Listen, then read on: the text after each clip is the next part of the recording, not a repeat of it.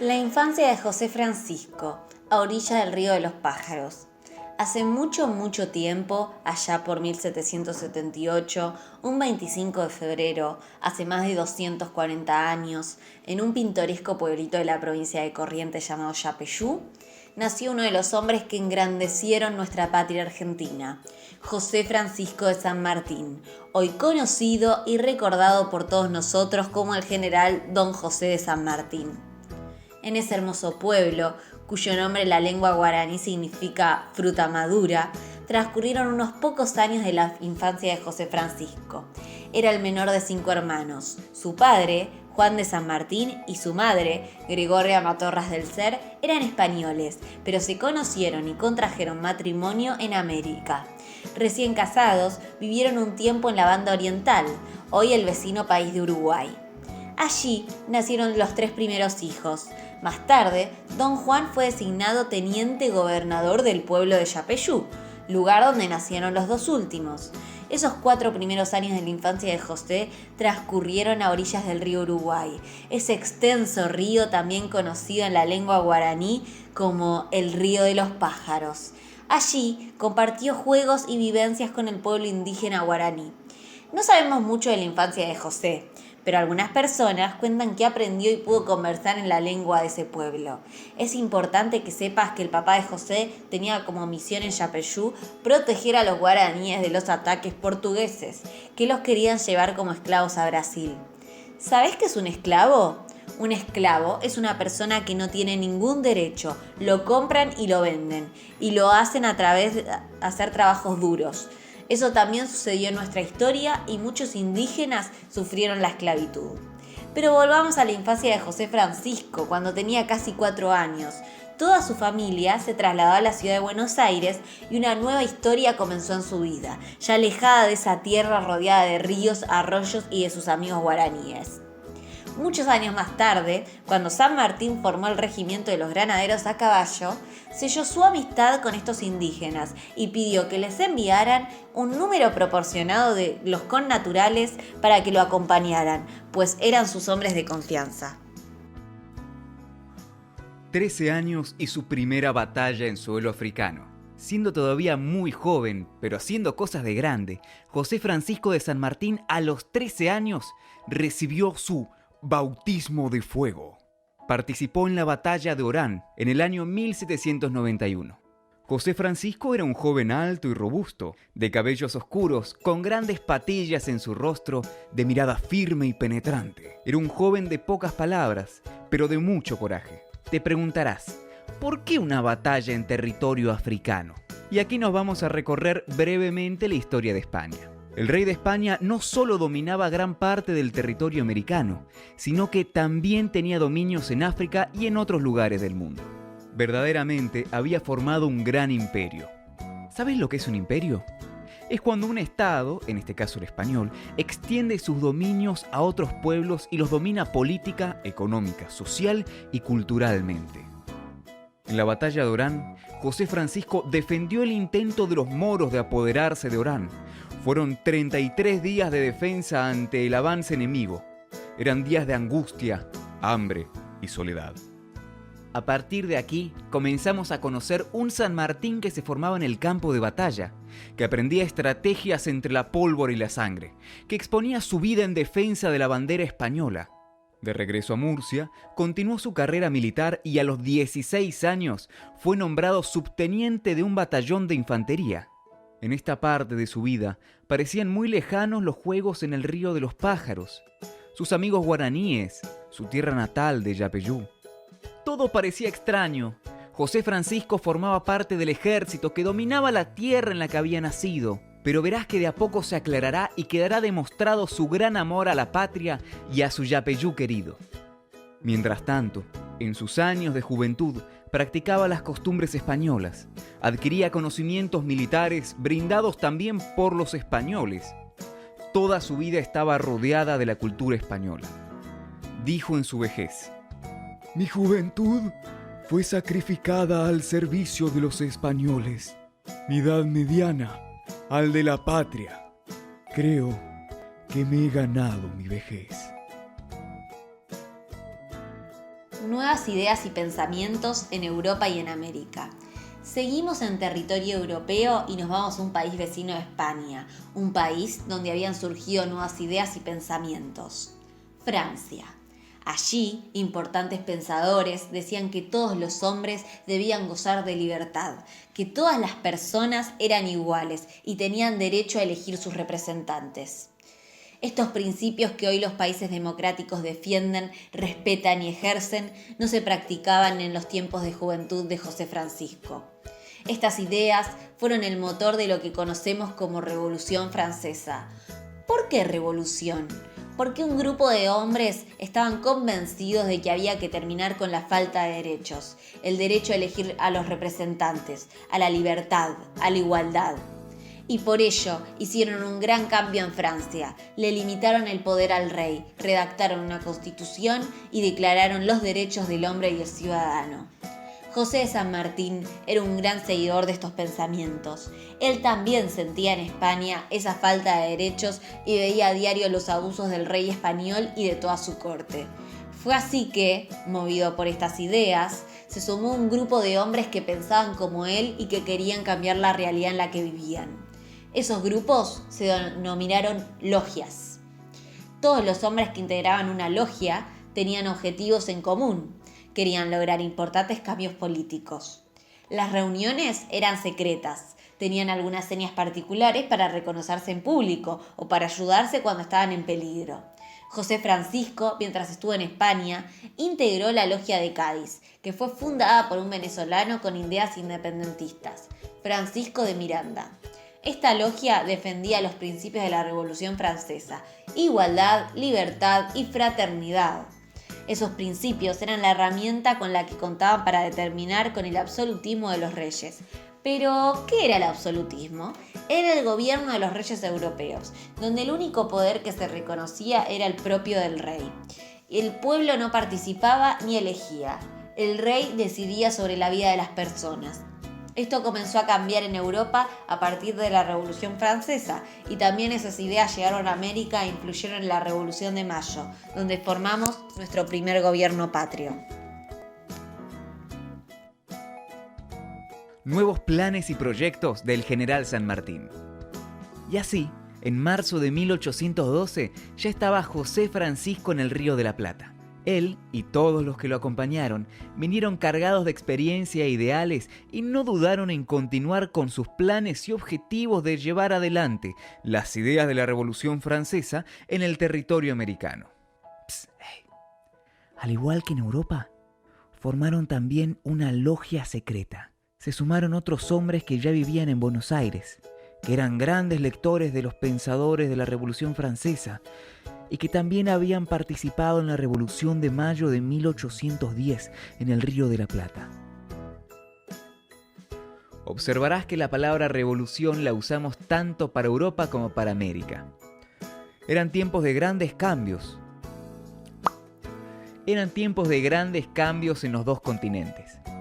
Esa palabra fue acompañada por otras como libertad, igualdad, fraternidad e independencia. ¡Hey!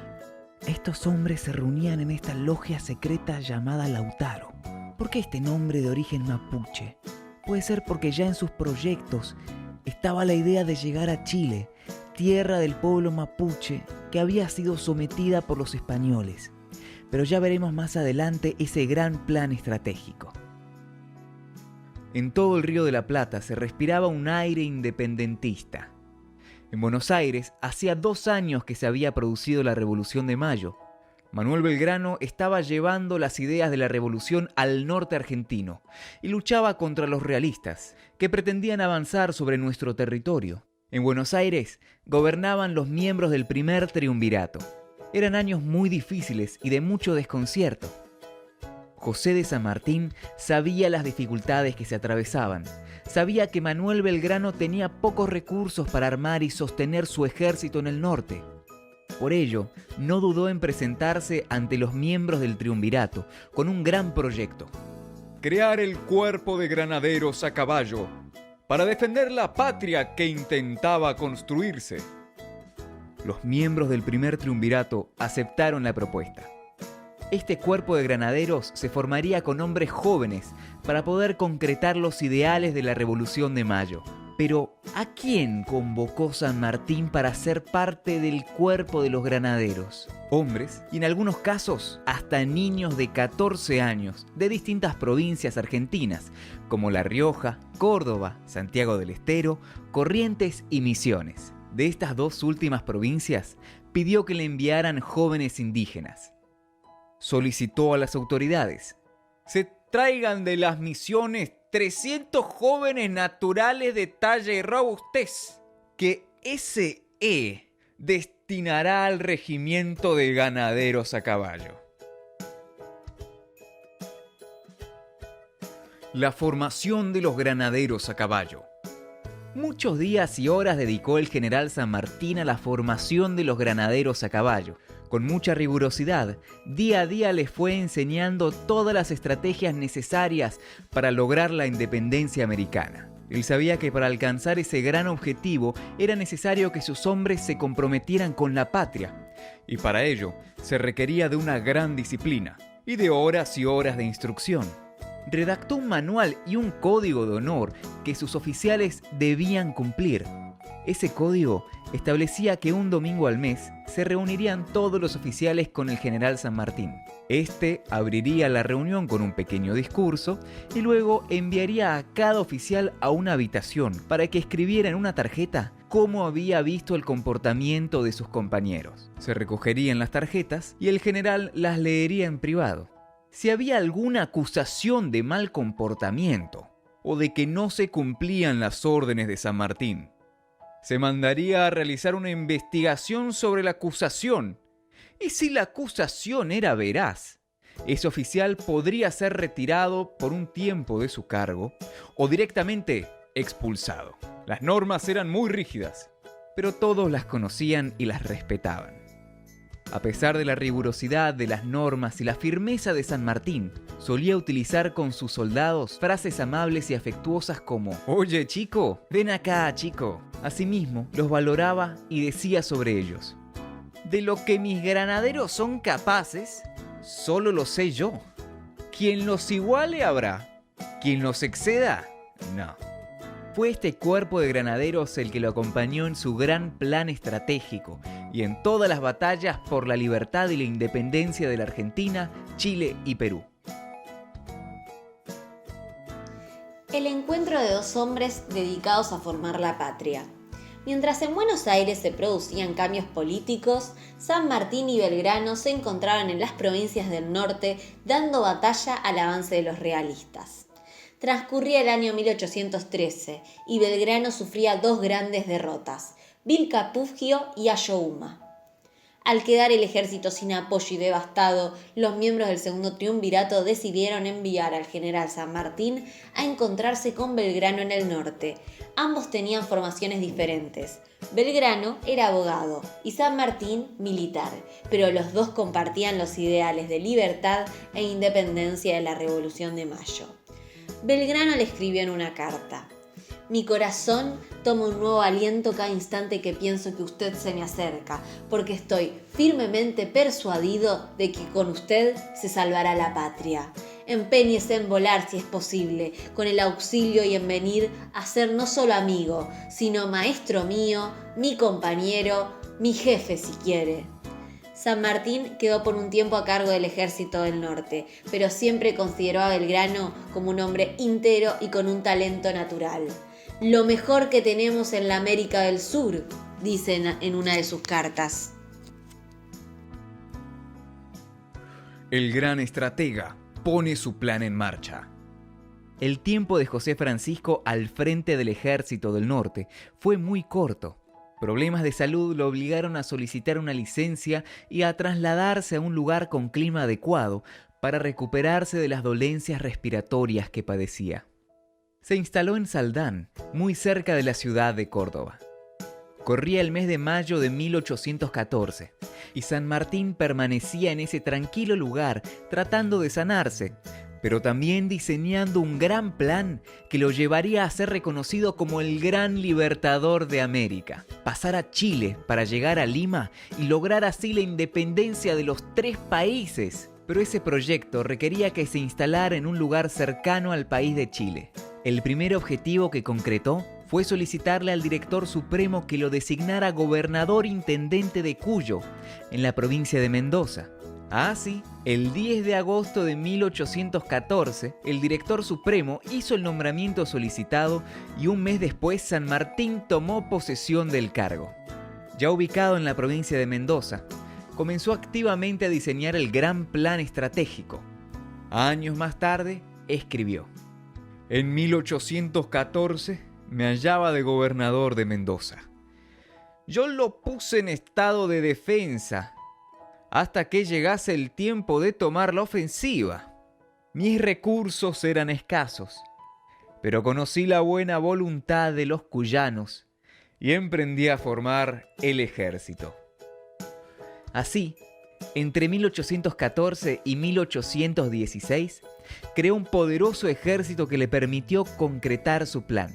Nada tenía, todo había que fabricarlo. Era necesario crear fábricas de armas, depósitos, capacitar e instruir soldados. En fin, poner en marcha una gran empresa para lograr definitivamente la libertad y la independencia. El general envió cartas al gobernador de Buenos Aires, en las que pedía ayuda para llevar adelante su proyecto, pero poco fue lo que recibió. Él mismo admitió que ese gran proyecto pudo concretarse porque la población mendocina brindó todo el apoyo necesario. Así fue que pudo armar un ejército de 3.000 hombres, porque el pueblo de Mendoza dio sus esclavos, donaron caballos, mulas, cabezas de ganado, fabricaron armas y pólvora para que éstas funcionaran. En fin, toda una gran provincia se puso al servicio del proyecto del gran estratega. Entre todas las cartas que San Martín enviaba al gobierno de Buenos Aires, le reclamaba, además de apoyo para su plan, que declarara definitivamente la independencia de España. El trabajo y el esfuerzo de hombres y mujeres anónimos. Todo el pueblo de Mendoza, pero también de provincias vecinas como La Rioja y San Juan, brindó apoyo, esfuerzo y trabajo para que el gran plan de San Martín pudiera concretarse. Se fabricaron los elementos necesarios para cruzar a la cordillera de los Andes y enfrentar a los realistas en Chile. Así se hizo una fábrica en el campamento de Plumerillo, cerca de la ciudad de Mendoza. El sacerdote Fray Luis Beltrán estuvo al frente y se hicieron desde cañones, fusiles y bayonetas hasta carros, zapatos, mochilas, arneses y tiendas de campaña. Todo lo que se necesitaba para el cruce de los Andes. También fue muy importante el papel que desempeñaron las mujeres mulatas, mestizas, señoras o patricias. En definitiva, mujeres cuyanas que no se quedaron cruzadas mirando pasar los soldados, sino que aportaron trabajo, tiempo, esfuerzo para concretar la campaña libertadora. Muchas de ellas trabajaron en talleres donde se hacían los trajes de los soldados, cortaban telas, cosían camisas, pantalones, ponchos. Otras tenían las telas con los colores que el general quería que se distinguiera el ejército de los Andes. Eran las encargadas de preparar todas las provisiones para que el ejército cruzara la imponente cordillera. Y cuando los hombres partían a combatir, ellas eran las encargadas de trabajar la tierra, alimentar animales y criar a sus hijas. También hubo mujeres agitadoras y espías que le acercaban información al general sobre sus enemigos. Eran mujeres valientes y arriesgadas que, al igual que los hombres, lo único que querían era la independencia definitiva de España. Días y noches en el cruce de la cordillera de los Andes. Muchos en mulas y otros caminando, los soldados atravesaron las majestuosas montañas. San Martín tenía todo el plan diseñado. Había preparado su ejército con una rigurosidad asombrosa. Todo estaba previsto, pero eran personas de carne y hueso que también sentían temor, inseguridad, incertidumbre. Antes de salir, había escrito a su amigo Guido: Creo que lo que no me deja dormir no es la resistencia que pueda oponer el enemigo, sino el atravesar estos inmensos montes. Atravesaron inmensas dificultades. Sí, como escasez de pastos y agua para los animales, implacables vientos cordilleranos. Perdieron gran cantidad de mulas y caballos. Murieron hombres que no resistieron la altura de la montaña, ni las inclemencias del tiempo y la falta de alimentos. Pero el grueso del ejército concretó el recorrido. Masticaban ajo y cebolla para combatir el apunamiento. ¿Sabes qué es apunarse? Es un fenómeno conocido también como mal de montaña, que sucede cuando se está a grandes alturas y el organismo no se adapta a ellas, porque no transporta la misma cantidad de oxígeno que a menor altura. Imagínate cómo se sentían esos hombres en la cima de la cordillera. Debían trasladar todo el bagaje necesario, incluidos los pesados camiones que Fray Luis Beltrán había construido en los talleres del campamento de El Plumerillo. Como ya sabes, el gran estratega había puesto en práctica la guerra Zapa, que además de confundir al enemigo, también había permitido que los espías conocieran muy bien el territorio. Incluso el propio San Martín había subido varias veces la montaña para reconocer el terreno y había elaborado planos de las rutas que debían recorrer. Así, desde el norte de La Rioja al sur de Mendoza, se definieron los caminos por seguir. El plan de San Martín era encerrar a los realistas con 2 columnas envolventes, táctica que había aprendido en Europa. Era la estrategia utilizada por Napoleón, siempre rodear al enemigo para no hacer un ataque frontal. La llegada al Chile era una realidad. Había logrado enfrentar la imposible cordillera de los Andes. Nada ni nadie detenía al gran estratega. Estas ideas de San Martín también son conocidas como el Gran Plan Continental, porque pretendía lograr la libertad e independencia de Argentina, Chile y Perú. Las batallas del estratega. No podemos dejar de mencionar las batallas que libró San Martín. Algunas son memorables, ya que posibilitaron la independencia de Chile, como la batalla de Chacabuco. Después de esta victoria, San Martín ingresó a la ciudad de Santiago de Chile. Todo aquello que nos ha asombrado de la infancia y juventud de aquel José Francisco en España, lo vemos ahora en todas y cada una de las estrategias que pensó para vencer a los españoles y lograr la libertad de los países americanos. También hubo derrotas y noches oscuras como Cancha Rayada. Transcurrió en 1817. Había mucho que hacer para afianzar la independencia de Argentina y Chile y lograr también la de Perú. Desde Perú, una invasión realista salió para invadir Chile. Los españoles se organizaban para avanzar sobre las fuerzas del general. Frente a estas noticias, el gran estratega realizó movimientos y cambios en su ejército, pero no alcanzó a organizarse. El 19 de marzo de 1818, las fuerzas españolas lo sorprendieron durante la noche. Fue una gran derrota, pero el pueblo chileno volvió a organizarse, porque crecía en ellos el espíritu independentista. Después de la derrota, así le habló San Martín al pueblo chileno. La patria existe y triunfará, y yo empeño mi palabra de honor, de dar en breve un día de gloria a la América. Después de esa noche triste, el ejército de los Andes se organizó nuevamente. Se sumaron más hombres y recursos. A todos los movía el espíritu patriota. Todos querían la libertad y la independencia definitiva. Así, el general San Martín instaló el ejército a orillas del río Maipú, muy cerca de Santiago de Chile. La batalla de Maipú significó para el pueblo chileno y para toda América el fin del dominio español en Chile, la reafirmación de la independencia de ese país, un paso más cerca de la libertad e independencia de los países americanos, de la hermandad de los pueblos. Después de Maipú, llegaron voces de apoyo y elogio de distintos lugares, algunos muy lejanos como Venezuela. En ese país de América había otro patriota, Simón Bolívar. Él, al igual que San Martín, Belgrano, O'Higgins, Güemes y tantos otros, querían la independencia definitiva de América.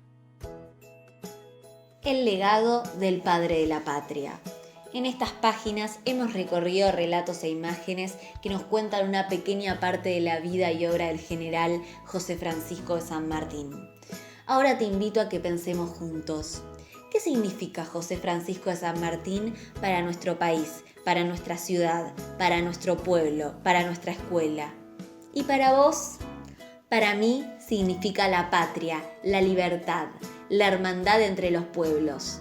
Diría que fue el gran estratega de la historia argentina, que fue un hombre con aciertos y errores, que luchó por los principios democráticos de libertad, justicia e igualdad, y que estos principios buscó ponerlos en práctica cada uno de sus días, que respetó y valoró a los pueblos originarios, que hizo todo lo que estuvo a su alcance para que los esclavos adquirieran libertad y fueran reconocidos como personas, que así como usó el sable, también supo usar el diálogo y la palabra para alcanzar sus objetivos, que en definitiva es el padre de la patria, el libertador de América, el hombre de carne y hueso que luchó para quienes habitamos hoy el suelo americano vivamos una verdadera integración latinoamericana.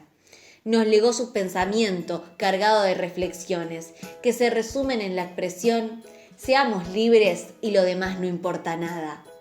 Por ello, y por todos nosotros que vivimos en esta Argentina grande y hermosa y que todos los días con nuestro trabajo, nuestro estudio, nuestro esfuerzo diario por hacer crecer la democracia y mejorar la convivencia, aportamos a fortalecer el legado de San Martín, digamos con fuerza: ¡viva San Martín! ¡Viva la hermandad del pueblo argentino! ¡Viva la hermandad de los pueblos de América del Sur!